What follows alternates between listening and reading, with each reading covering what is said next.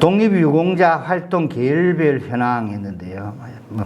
지금 시청하시는 분들이나 일반적인 이 전공을 특별히 하지 않는 한 이런 상황을 잘 모르고 있는 것이 현실인데요. 의병이 30만 명이나 되는데도 불구하고 의병 포상받은 사람은 현재까지 2682명이니까 엄청 적지요. 의병이 제일 많은데 의병의 비율은 지금 포상자 중에서 16%에 불과합니다.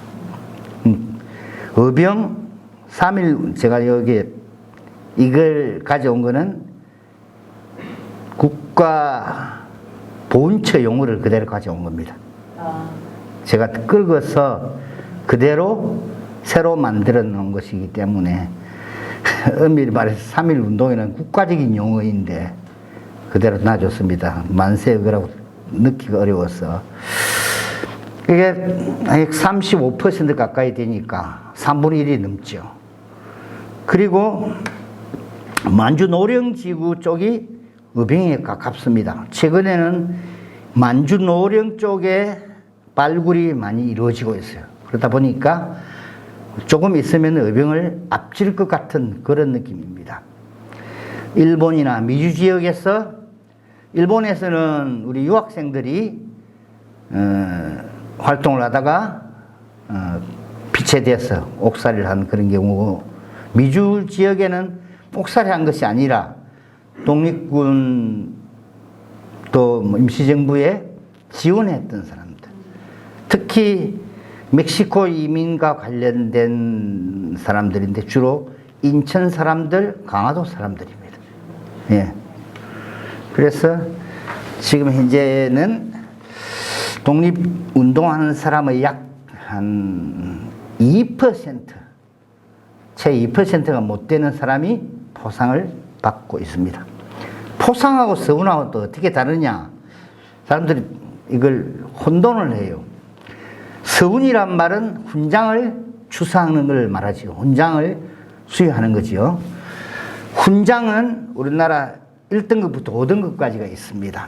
독립유공훈장은 건국훈장, 대한민국장, 건국훈장, 대통령장, 건국훈장 독립장, 건국훈장 애국장, 건국훈장 애족장, 5등급. 이 훈장은 이렇게 5등급이 있는데요. 건국 공로로 인해서 건국 포장이 있고 또 대통령 표창도 있어요. 그러니까 7단계지요. 포상이라 하면은 그러니까 대통령 표창까지를 말하고, 서훈을 받아 훈장을 받았다 하면은 애족장까지를 말해요. 그래서 되게 포상 신청하는 게 서훈 신청하고는 용어가 사실은 맞지 않는 거지요. 서훈 신청, 훈장이 받을지 건국 포장을 받을지 대통령 표창을 받을지 모르니까 우리가 용어를 쓰기를 포상 신청했다. 인천대학에서 포상 신청 설명회를 하더라. 포상 신청? 오늘날 뭐 학생들한테 상 받으라고 하는 것이냐? 그런 것이 아니다라는 것이죠. 독립유공자를 이제 본적지별로 현황을 내놨습니다. 국가본처 안에 보면은, 여기 보면은 뭐 제일 높은 많은 곳은 경상도입니다. 경상도고, 그 다음에 많은 것이 전라도고, 그 다음에 평안도, 이런 순이고요. 경기도와 서울이 지금 따로 떼놨어요. 옛날에는 경기도 한성, 경기도 경성이니까 묶어야 되는데, 묶어도 2,000명이 안 되죠. 안 되고, 여기 이상하게 미상이 왜 이리 많습니까? 이렇게 이야기를 많이 해요. 이게 행정구역이 1914년 이전하고 이후와 행정구역이 많이 달라요. 그래서 예를 들어서 옛날에 마전군, 교화군, 뭐 풍덕군, 예를 들자면 이런 것들은 어디에 넣어야 될지, 왜? 그게 고스란히 어떤 특정한 군하고 합쳐진 것도 아니고 분리돼서 합치된 것도 있고 하니까 그냥 오늘날 행정구역하고 다른 데는 미상이 집어넣어 버렸어요. 그러다 보니까 개인지역이 여기 1542건으로 되어 있어도 약 100여 건은 10% 정도는 개인 지역에서 뭐 마정군이나 이런 지역의 사람들이 포함되어 있다 생각합니다. 그래서 묶어 생각하면은 개인 지역 독립유공자는 한 2,000명 정도 될 것이다 이렇게 추정할 수 있습니다. 이제부터 인천 제가 이번 그 살펴보는 뭐 특강 제목이랄까요? 거기는 개인 인천 지역이라 했는데 왜 인천 지역이라 말을 했느냐 하면 여기 사람들이 인천부하고 부평부 예를 들어서 같을 때가 있고 다를 때가 있습니다. 무슨 이야기냐면은 도호부 시절에는 같습니다. 전국에 도호부가 75개 도호부가 있었어요. 도호부 그 뒤로 23개 관찰부가 있고 관찰부가 되고 나서는 인천 관찰부고 부평군이지요. 예를 들어서 용어가 사실은 한자는 같습니다. 골부자, 관청부자인데 그 형식이 다른 거죠. 여기 보면은 개국 504년 1895년 5월 26일자로 지방제도에 대해서 개편이 되어집니다. 이것이 윤 5월 1일부터 시행한다 해가지고 인천부 관할이 12개 군입니다. 김포, 부평, 양천, 오늘날 서울 양천구지요. 시흥, 안산, 과천, 수원, 남양. 남양이니까 남양은 많이 나누어졌어요. 남양읍도 있고 대부도처럼 그쪽에 지역도 되고 강화교동, 지금 교동군이 아니고 강화군 안에 들어있잖아요.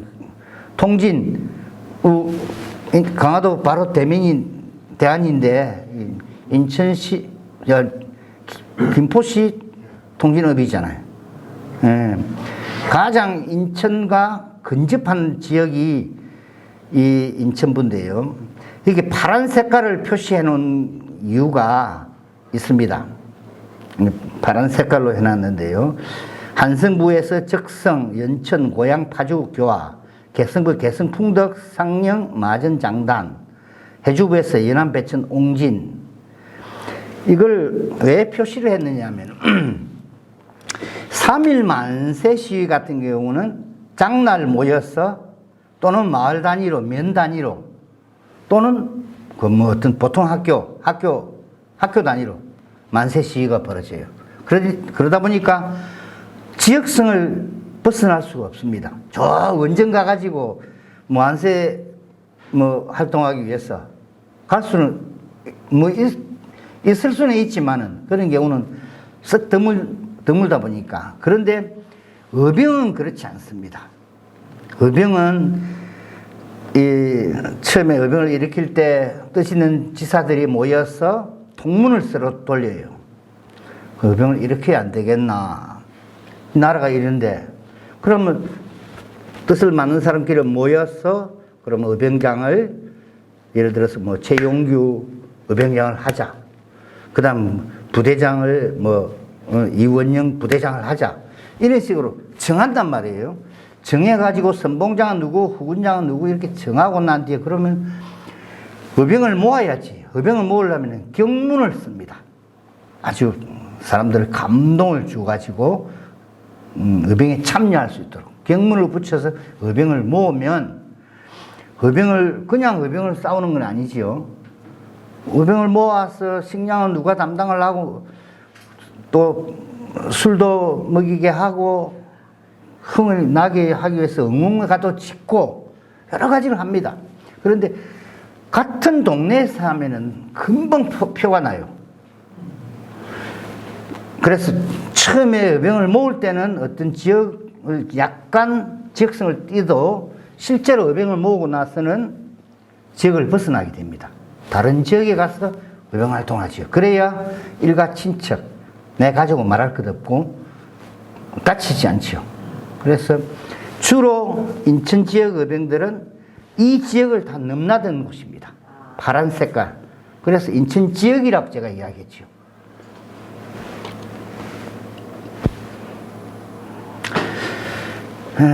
인천부 관할 군지역인데요. 옛날 지도입니다.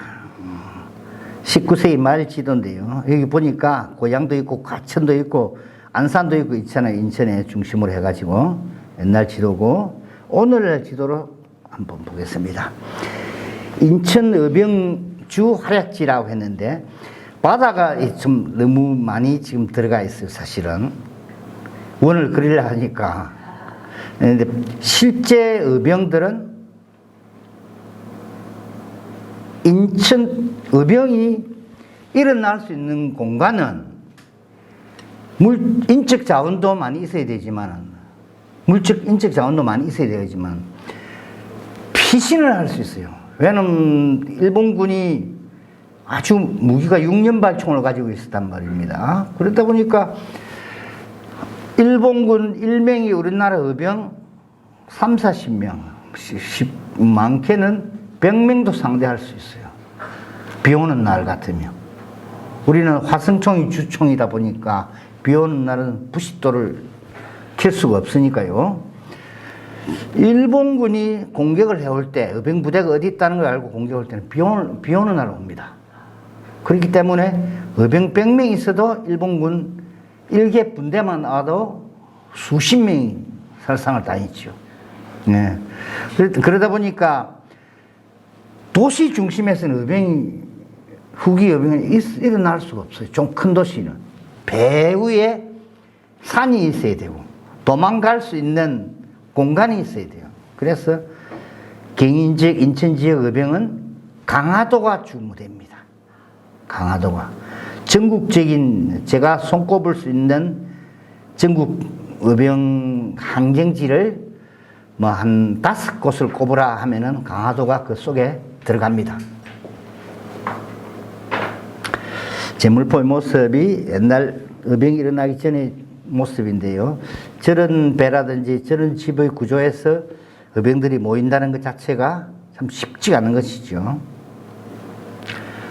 이게 1908년에 강화도 의병이 가장 격렬할 때가 7년 8월부터 8년 12월까지거든요. 그래서 강화군 옛날의 지도를 한번 찾아볼 사진을 볼래 해도 찾을 길이 없어서 우연히 제가 데라우치 문고에 가니까 일본 야마구치 대학 안에 데라우치 문고가 있거든요. 우리 데라우치 총독이 우리나라 책을 많이 강탈해 갔잖아요.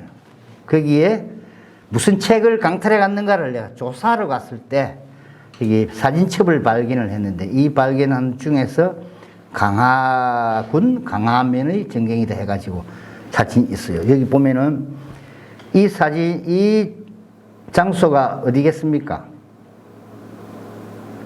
대한성공회 강화성당입니다. 대한성공회 강화성당. 이 앞에 이게 유명한 장소지요. 강화도 조약 때 일본군들이 대포를 설치해놓고 위협했던 연무당입니다. 연무당. 이 앞에 자체, 연무당은 이 뒤고 이게 열무당입니다. 정확하게 말하면. 사열하는 곳이에요. 이게 마당 운동장입니다. 운동장. 그리고 그 당시에 민가들, 집들을 우리가 볼 수가 있죠. 지금은 관청리 주변입니다, 이게. 강화읍 관청리 주변이에요.